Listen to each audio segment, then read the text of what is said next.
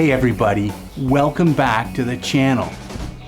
Today Carl's doing a little bit of maintenance on his DR650. He's just doing an oil change. We've covered that before, but this really reminds me of a question that I had on the channel about the fact that I never seem to show any kind of mistakes. Well, I actually did make a pretty major mistake changing the oil on a DR650 a while ago, a long time ago, and I've been a little hesitant to show you. But I think I'm pretty confident now that I can show everybody, and you'll kind of actually appreciate the fact that everyone does make mistakes. So why don't you sit back, grab yourself something cold to drink, and enjoy Dino's Tinker Shed. You almost done? Yeah, I'm good. Good. We gotta go for pizza after this. See you in a minute.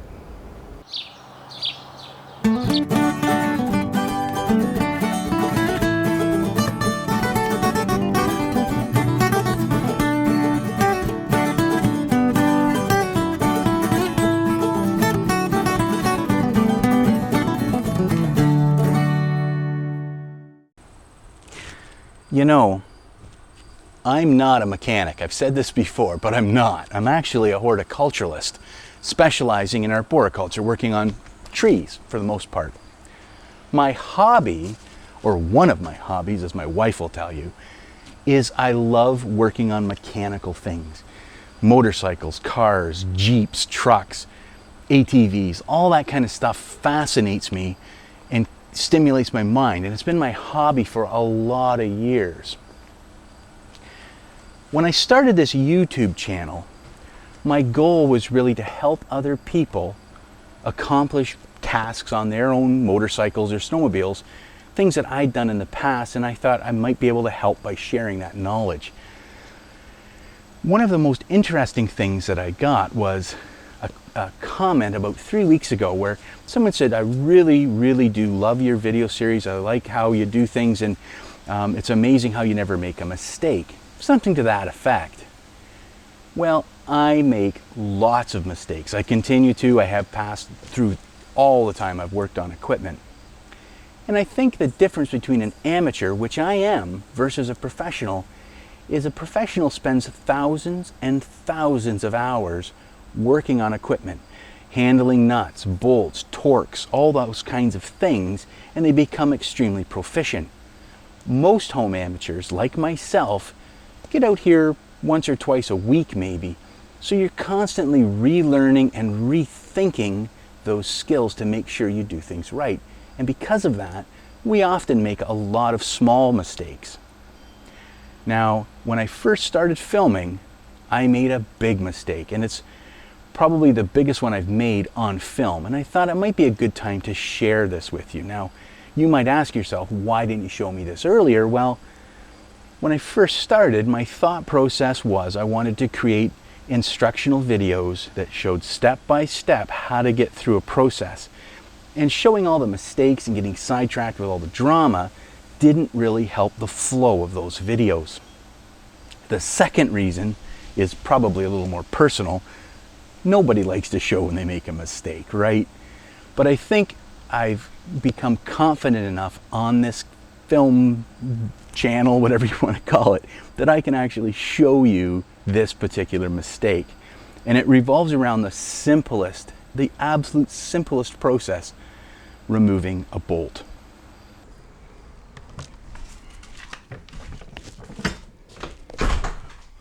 So what bolt could I possibly be worried about that I'm going to make a video about? I twisted the heads off many bolts over the years. So what would really strike fear into most home mechanics? Well, for me anyway, it's your drain bolt. And I actually pulled out the drain bolt out of one of our DR650s here early on in this YouTube channel's life. Like probably within a month of starting the channel, I actually stripped the threads out from the case on the DR650. So aluminum case with threads and a steel drain bolt. And it was easy to do. I was worried so much about my camera angles and making sure that I had any dialogue that I wanted set in stone that I really hadn't thought too much about whether or not the ratchet was set the right way to remove the drain bolt. And if anybody who knows, when you get up underneath something and you're working in reverse, sometimes you can't sort of process the fact that it feels like you're tightening it when you're actually supposed to be loosening it. And that's what happened to me. I started wrenching on this thing to the point that I pulled all of, or almost all of the threads out of the case. I was horrified. I didn't know what to do. Here I am holding on to the drain bolt, and I've got the actual threads, the aluminum threads in the other hand, which looked exactly like a helicoil, which is how I actually fixed this. So I want to let you know that everybody makes mistakes. I make a ton of mistakes. I just don't always show them on top of the film because I want to keep it nice and clean step by step. But today, I'm going to show you how exactly I damaged those threads and what I did to fix them. There's a few different options you can do. I'll show you how I fixed it. It's not saying it's the right way, but it's how I managed to fix it, and to this day, it's working great. There's no problem at all. So why don't you sit back and I'll show you how I did it. Before we get any further into this video, I am going to apologize right now for the video quality in some of the clips that I'm going to have. If you remember, I told you I filmed this early on, and I think I filmed all of this footage probably the second or third week that I was making YouTube videos, about 1.5 years ago now. And it was filmed on some older cameras that I had just to get the channel up and running. So all of the footage that you're going to see underneath the motorcycle, I used this little Nikon Coolpix camera. It's my wife and I's camera that we used to take when we didn't have cell phones with cameras, so that'll tell you how old that is. It shoots in 720p video, and the autofocus was just horrible on it. So it's always hunting around looking to try and get in focus. And unfortunately, it's the footage that's most important underneath the motorcycle, showing you how I repaired the threads that I had pulled out. So I just want to let you know that the footage in some cases is really, really crappy. It's still going to show you how I repaired the drain plug hole, but really this is a video showing you that everybody screws up and putting it out there for everybody to see. Okay, why don't we get started right now? Here is where the drain bolt is. So I'm going to stick a 17mm socket in there and take that bolt out. Now I'm not sure how tight it's going to be, but we are going to find out here in a second. So of course you're going to want to have a nice, oh boy, whew, this one's tight. Holy cow. Wow, that is really, really in there.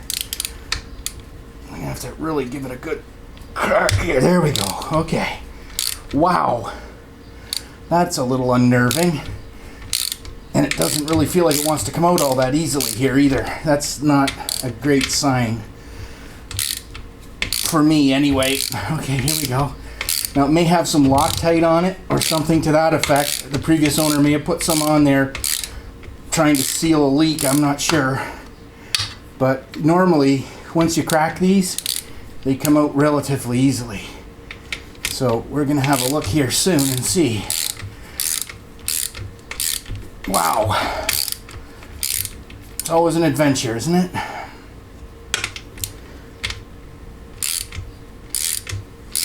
Still coming. It's the most dramatic drain bolt removal I think I've ever had. This thing just will not come out. Hopefully, I haven't bit off more than I can chew here. Let's see. Oh man.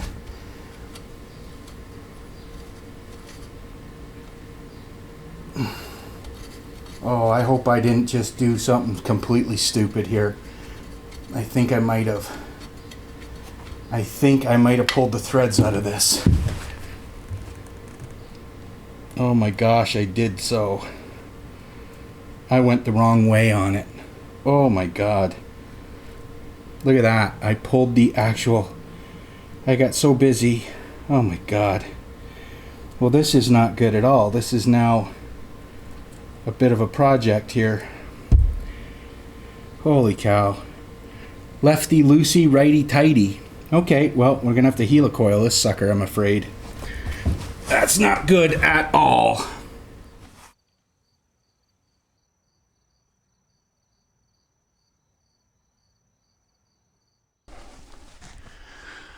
Okay, so I pulled out the actual bolt, and this is kind of what it looks like. This isn't the real bolt, but you can see the threads from the aluminum are still on the bolt itself, and this is pretty typical of what's going to happen if you do over tighten a steel bolt in an aluminum thread. The aluminum usually gives way. But this left me with some questions that I needed to answer. The question that I need to answer is, how am I going to now repair this thing? Well, there's a few different options out on the market. If you do any kind of research, you're quickly going to find that those options have advantages and disadvantages.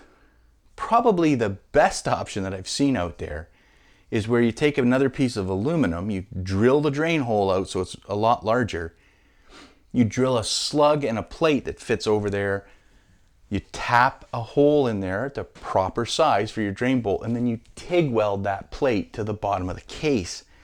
Now this is an elegant looking solution. It's probably the strongest out of all of the solutions that we're going to talk about.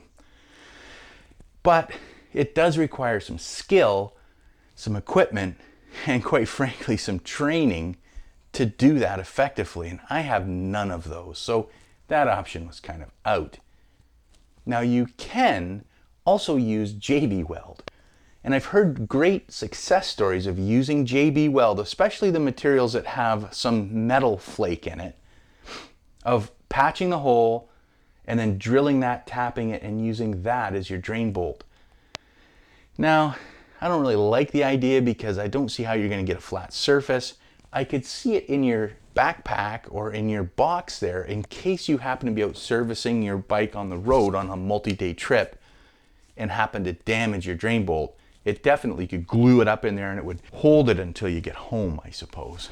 But those options didn't really make a lot of sense to me, and I chose to go a different route.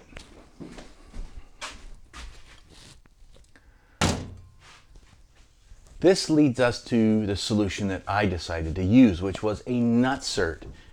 Now, nutserts have been around for a lot of years, and probably the most common one that people are aware of are helicoils. Now, helicoils are basically like a small slinky.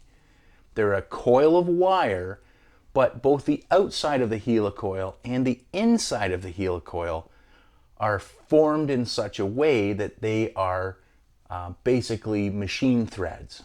And how these work is you drill the hole out, the drain hole larger, and you tap that. This allows you to insert that helicoil, you lock it in with the pins that are on there, and then the inside of the helicoil is the correct thread pitch and size for your drain bolt or whatever fastener that you want to use.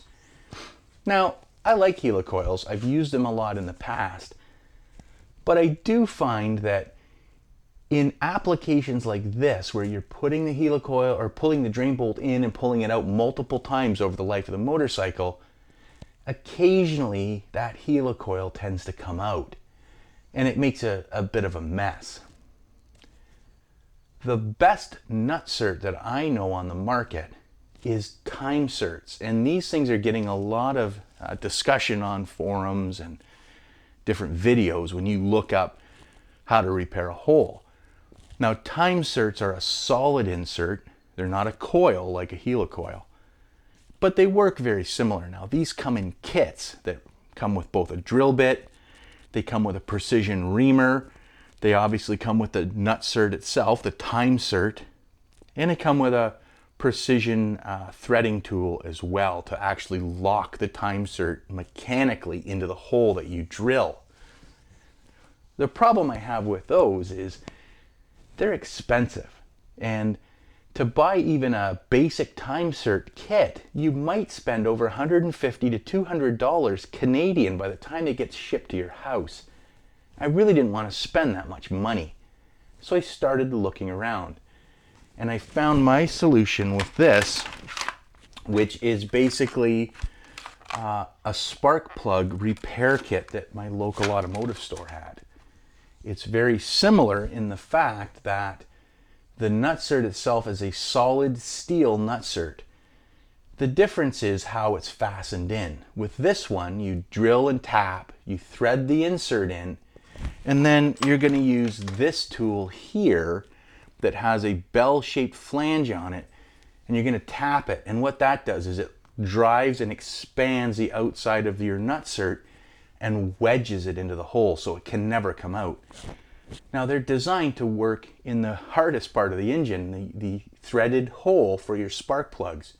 So I figured it's probably going to be good enough for fixing a drain bolt. So why don't I show you how I did that? You can still see the aluminum threads that I pulled off of the bolt here, and I need to determine the thread pitch. So I'm going to use a thread gauge for this. Now, here's an example on an imperial bolt. The 13 teeth per inch fit in perfectly into the threads. The 12 teeth per inch do not, nor does the 14 teeth. So using this method, I was able to match up and determine that an M14 by 125 was the right bolt. As I said before, I found this spark plug repair kit, and it's a neat item. It comes with 3 different lengths of nutserts, and I'm going to use the intermediate sized one. And the reason for that is when you thread the drain bolt in, it comes out perfectly flush.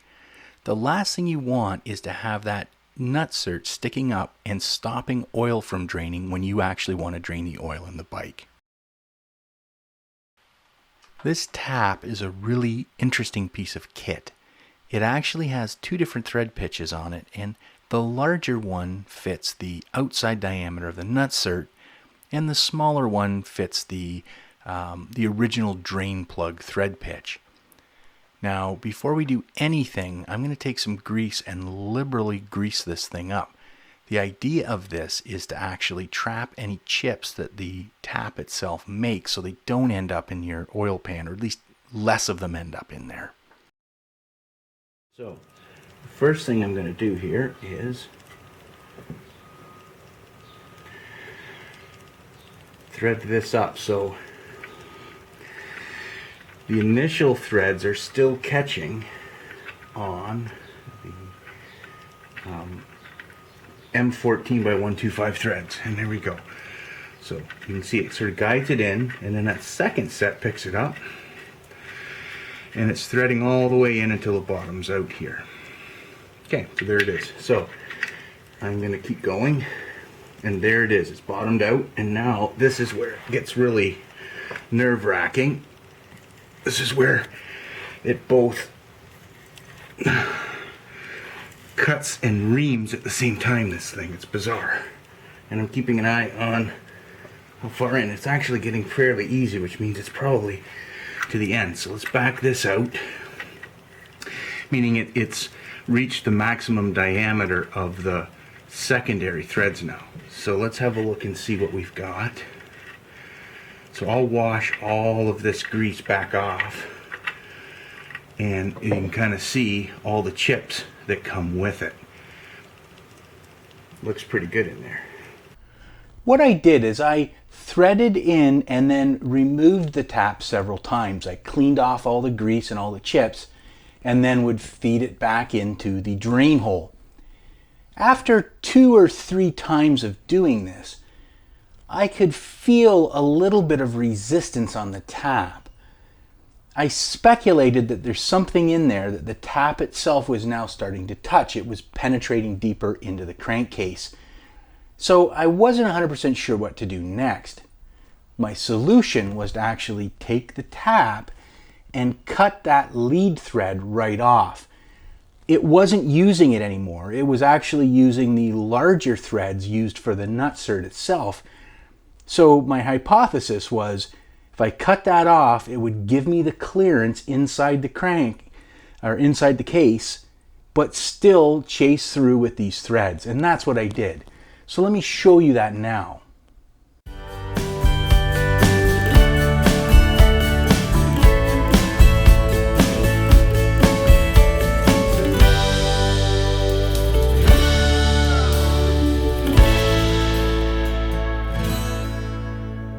Okay, so I have this cut off and I'm going to thread it in here and chase it down the last little bit here to see how it works. So, so far this kit's been working pretty well for me. I'm just seeing if I'm going to hit any more resistance, and there's just a little bit right there. I'm going to cut through that, and there we go. That should be, yeah, it should be all done. So what I'm going to do now is I'm going to take a screwdriver and a little bit of grease on the screwdriver, and I'm going to pick out any little bits of contaminants that might be left around the hole in there. It looks really, really good, but I'm still going to try and clean it up as best I can. Just going to wipe around the hole itself a little bit, and it looks really clean. And then I'm just going to take this, I was going to use a screwdriver, I'm just using a little bit of grease on a small disposable paintbrush here. And I'm just sort of feeling up in there to see if it captures any additional chips, and it doesn't. So what I'm going to do now then is I'm going to look at the insert, I'm going to coat it with RTV, and I'm going to put it in there and flare it. I'm going to let it dry for a few hours before I flush it with oil. I'm going to take this insert, and I don't know if you can see this or not, but it has a knurled end. This is the end that stays out, so the insert will actually go up facing that way. And I'm going to coat this with some RTV silicone here. Alright, come on baby. So this is advanced copper, and I am going to put this through the threads like this, just to seal them from oil leakage, and it'll help assist in locking in the actual nutsert itself. So we will get this nutsert threaded up inside of the new tapped hole. The thing about threading it in ahead of time before you have the RTV, what that does, at least for me, is it gives me the confidence to know that it's going to actually go in there.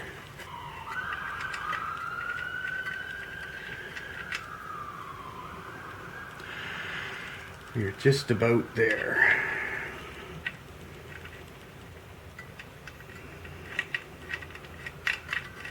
I think I'm going to have to thread it right in flush with the drain bolt itself. So there we go, and let's see if it'll stay. It should. Yes, it did. Okay, so now we're going to give it a punch with the set. Okay.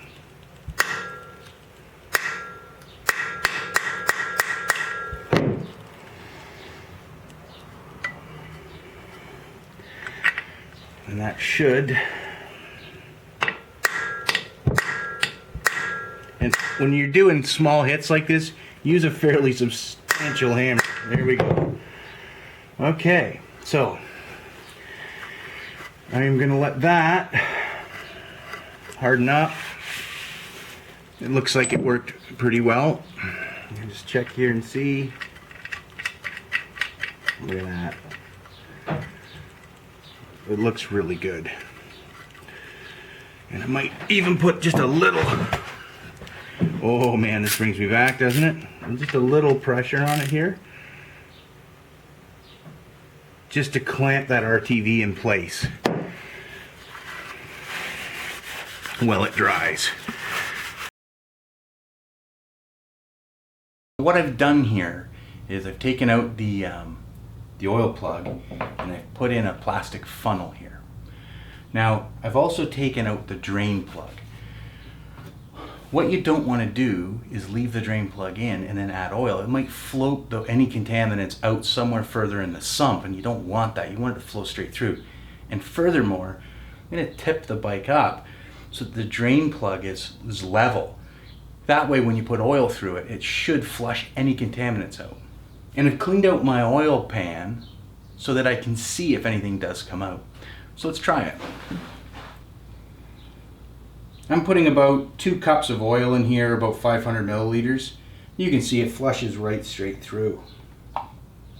And I can see a few contaminants that have come out already. So I think I'll flush another 500 mils out and see if anything else comes out. I'm glad I did this. The last thing you want to have is a ton of aluminum contaminants floating around. The oil filter will catch some of those. The more that you get out now, the better. And the nice thing about doing it this way is the funnel and the measuring cup allows me to flow it through relatively fast. And I can actually see if there's any new contaminants coming out, and I don't see anything, which is good. I think we flushed it out really well. Yeah, there's not a lot that came out there, but there's enough that it would have probably impacted some part of the internals at some point in the bike's life. Here is what came out. So I'm going to tip this, and you'll see towards the back here the shinies. Can you see them there? It's a little bit hard to see, but I did actually get a few out of there. You can kind of see them in here. I think they show up a little more on the video than they really are. There's not a lot left in here. But again, it's good that that we flush that system out. So now let's go fill it up. I want it to sit overnight to make sure that the drain plug doesn't actually leak.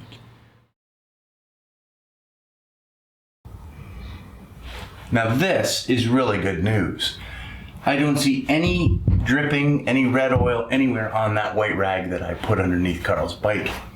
And when I run my finger around the drain plug, it comes out bone dry. So we're good here. I think that helicoil held. It sure felt good when I put the drain plug back in. I think, well, we're ready to go.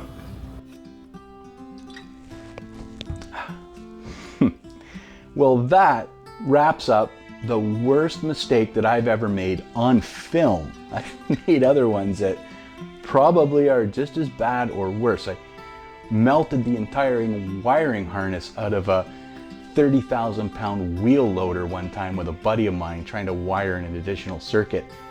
You'll never believe how powerful a 24 volt system is until you short across the terminals. It literally melted the insulation off the entire wiring harness. So things do happen. The takeaway that I want you to know is everybody makes mistakes. And if they tell you that they don't, they're lying. Everyone does. And for the most part, you can repair any mistakes that you make. Just step back, take a minute, think about what you've done, and come up with some different solutions to solve the problem. And that's what I did with this drain plug. I looked around, I called my buddy Carl, explained what was going on. He knew right away what to do with helicoil. But even if you don't have friends with the skill sets to give you the advice, there are a lot of options available today that weren't when I started doing this back in the early 80s. You can hop on the internet and either go to YouTube and look videos up, or for more complex, maybe more specific things, you can hop on forums. And forums are great places. If you're interested in the DR Riders is a great forum for you to learn information. I've been lurking around on that website for probably 2.5 years, just reading is normally what I do. But if you have a specific question that you can't find an answer for within all the historical threads, you can pitch your question out, and there are literally hundreds of people that are willing to give you some advice on what you're doing and how to get out of the problem that you've created for yourself. So reach out and engage those people. They're on those forums for a reason. They love to share what they know, and they want you to understand it as well. So don't hesitate to do that. For now, I'm going to put everything back, get back to the editing room, and make this video into one that I'm probably going to be laughing at for years to come. So I'll see you soon, hopefully here on Dino's Tinker Shed. You have yourself a great day. Bye for now.